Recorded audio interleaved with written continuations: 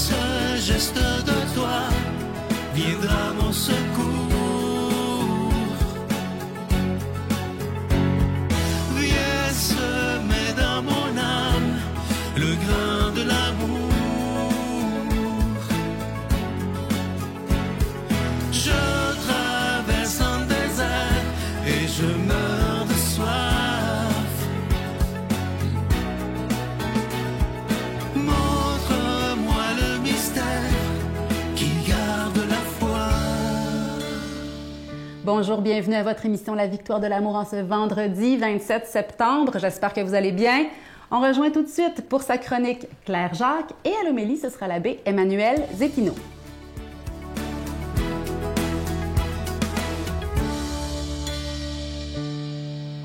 Bonjour, bienvenue en cette fin du mois de septembre où j'espère qu'il fait bon chez vous. Des fois, ce sont des périodes de l'année où on a plus de vent, des fois on a plus de pluie, tout ça.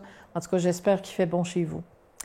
J'ai envie de vous parler aujourd'hui d'un phénomène qu'on retrouve dans la nature, mais que je pense qu'il peut aussi nous parler à nous, les êtres humains, les caméléons. Je ne sais pas si vous connaissez ça, c'est dans la famille des reptiles.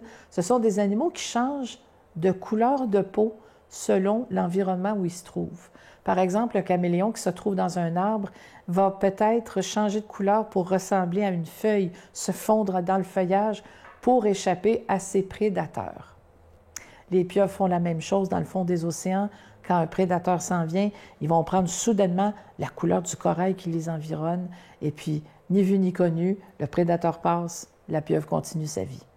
Alors nous, les êtres humains, qu'est-ce qu'on fait pour s'adapter? On fait plein de choses. On va adapter, par exemple, notre langage selon la personne à qui on parle. Bien sûr, si vous parlez avec un petit enfant qui a à peine 1 an ou 2 ans, vous n'aurez pas le même vocabulaire que si vous parlez à quelqu'un qui vient de faire un doctorat en psychoéducation, n'est-ce pas? Ou si, par exemple, vous parlez à quelqu'un qui est malentendant, vous allez avoir envie de peut-être plus prononcer pour que la personne lise sur vos lèvres. C'est normal, on s'adapte parce qu'on ne veut pas qu'il y ait de bris de communication entre nous et la personne à qui on s'adresse. Et, évidemment, les vêtements qu'on porte vont aussi être des choix vestimentaires qui s'adaptent à l'occasion. Vous ne vous habillez pas de la même façon quand vous allez sur le bord de la piscine que quand vous allez, par exemple, à une funéraille. Là, j'exagère un peu, mais vous comprenez ce que je veux dire. On s'adapte constamment. Et dans bien des cas, il y a des déménagements, il y a des bouleversements dans nos vies qui font qu'on est obligé de s'adapter aussi parfois à un nouvel environnement. Le déménagement, c'est un bon exemple. On va parfois déménager carrément de quartier et là, on doit tout refaire, notre réseau de besoins essentiels qu'on doit combler, l'épicerie, la pharmacie, etc., etc. On a peut-être aussi un nouvel environnement qu'il faut, apprivoiser. Donc, l'adaptation, c'est au cœur de notre vie. Puis, l'autre jour, j'étais en train de lire des évangiles, puis j'en revenais pas à quel point Jésus, c'était un champion de l'adaptation. Je veux dire, quand il parlait aux grands prêtres, aux pharisiens, il y avait un langage particulier, mais quand il s'adressait aux foules, bien, il a choisi de le faire avec des paraboles. Et parfois, quand la parole n'était pas tout à fait assez comprise, il se mettait à réfléchir en faisant des dessins dans le sable. Et là, ça, c'était une autre façon de s'adapter à cette réalité-là de « je pense que là, je vais me déposer un peu, je vais réfléchir et je vais penser à la façon dont je vais raconter ce que j'ai à raconter ». Un champion, ce Jésus, pas du camouflage, mais de l'adaptabilité. Et donc, dans cette optique-là, je me dis, bien, lui aussi nous invite à s'adapter aux circonstances, aux événements et aux gens. Puis dans le fond, là, entre vous et moi, s'adapter, ça veut juste dire de continuer sa route avec l'intelligence de toute votre expérience. Sur ce, bon week-end. Notre Père qui es aux cieux, que ton nom soit sanctifié, que ton règne vienne, Que ta volonté soit faite sur la terre comme au ciel. Donne-nous aujourd'hui notre pain de ce jour. Pardonne-nous nos offenses, comme nous pardonnons aussi à ceux qui nous ont offensés. Et ne nous laisse pas entrer en tentation, mais délivre-nous du mal, car c'est à toi qu'appartiennent le règne, la puissance et la gloire pour les siècles des siècles. Amen. La Victoire de l'amour vous invite à célébrer 30 ans d'amour au Centre Vidéotron de Québec, le samedi 24 mai 2025, de 13h à 17h. En chanson, Mélissa Bédard, Patrick Normand et Nathalie Laure, ainsi que Guylaine Tanguay. Témoignages et conférences avec Sœur Angèle, l'ex-mannequin international Dominique Bertrand, David Bernard, Christine Michaud, Martin Larocque, Claire Jacques, Victor et l'équipe de la Victoire de l'amour. Billets en vente le lundi 7 octobre dès 10h sur lavictoiredelamour.org.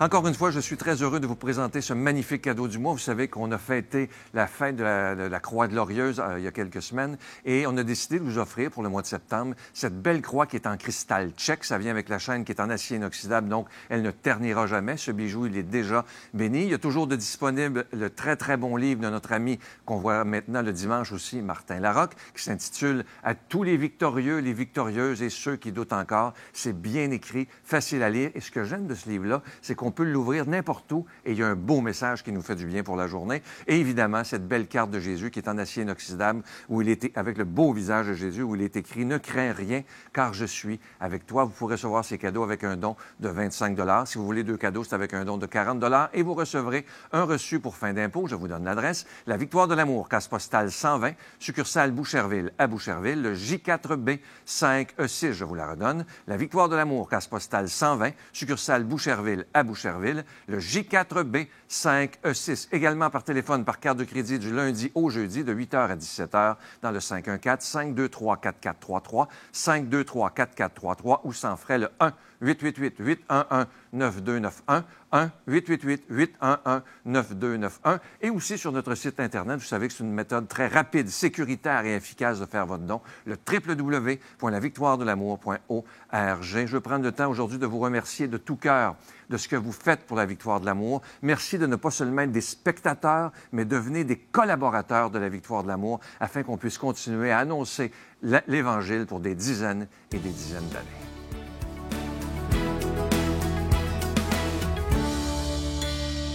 Mon Dieu, donnez-moi la sérénité d'accepter les choses que je ne peux changer, le courage de changer les choses que je peux et la sagesse d'en connaître la différence. Amen.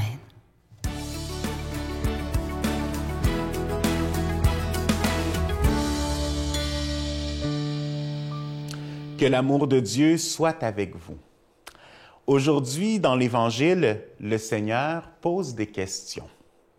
Il pose des questions à ses disciples en disant « Qu'est-ce que les gens disent de moi? » Et la réponse est quand même assez particulière parce qu'ils leur disent « Bien, il y en a certains qui pensent que tu es un peu comme Jean-Baptiste, d'autres un peu comme Élie ou comme un prophète d'autrefois. » Et je vais m'arrêter là-dessus parce que justement, je trouve ça intéressant de voir comment est-ce que la figure du prophète, qui était une figure très importante pour le peuple d'Israël, pour le peuple de l'Alliance, vient justement voir est-ce que Jésus pourrait être un de ces prophètes.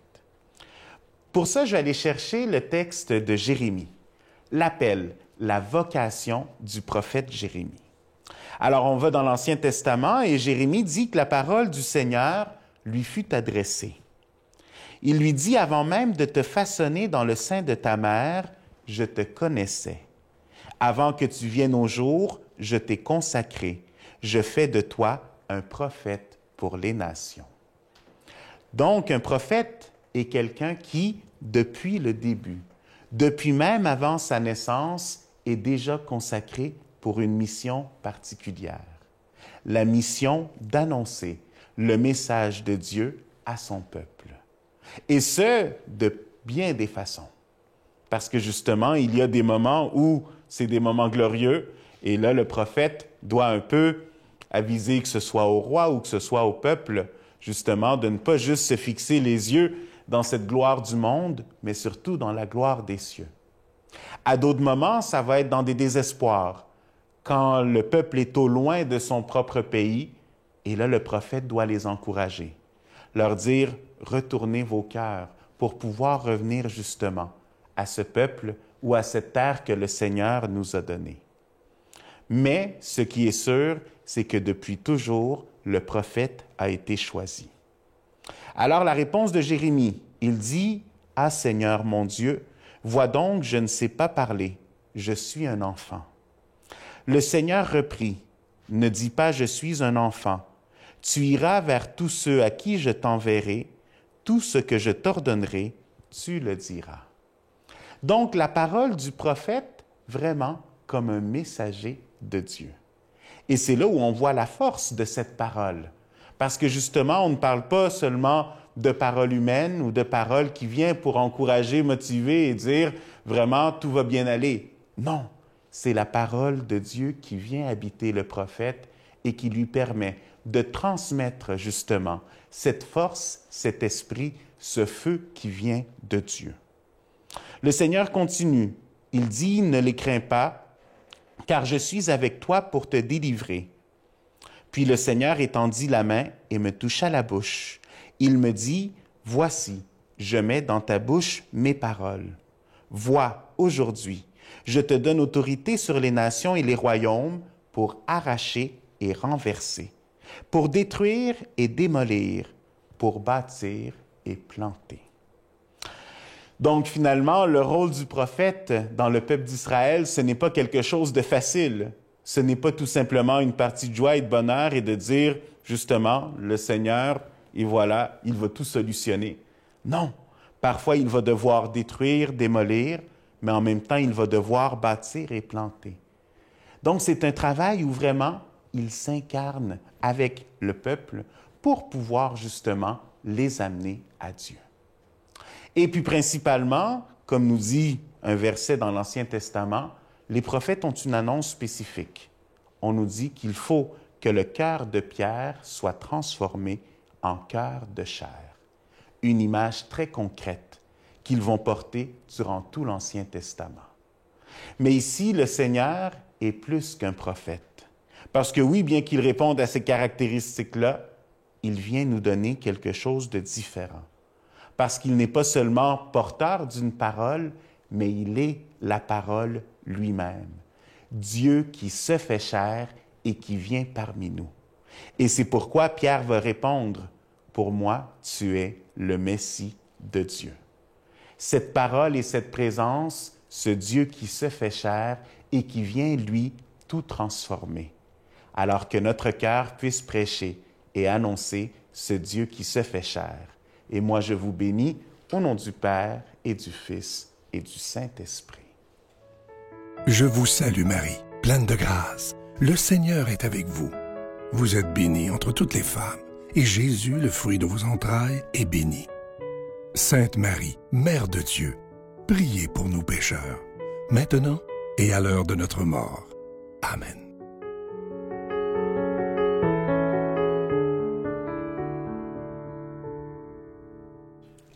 Aujourd'hui, on célèbre la fête de Saint Vincent de Paul, un homme tout dévoué aux plus pauvres, aux nécessiteux et qui a inspiré beaucoup d'œuvres de charité, les Saint Vincent de Paul notamment.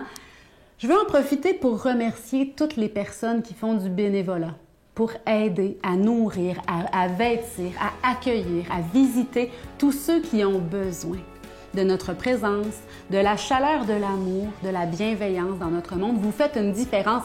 Merci, en ce jour de la Saint-Vincent de Paul, de continuer à inspirer notre monde. Le bonheur est un choix. Ça, pour moi... À chaque jour. À chaque jour. Il y a tant de choses que l'on n'ose pas, tant de bouquets de roses que l'on n'offre pas, et tout ce que l'on dit mais qu'on ne fait pas, fait qu'on passe une vie que l'on ne vit pas. Il y a tant de danses qu'on ne danse pas, tant de coups d'imprudence qu'on ne tente pas, et tout ce que l'on dit mais qu'on ne fait pas, fait qu'on passe une vie que l'on ne vit pas.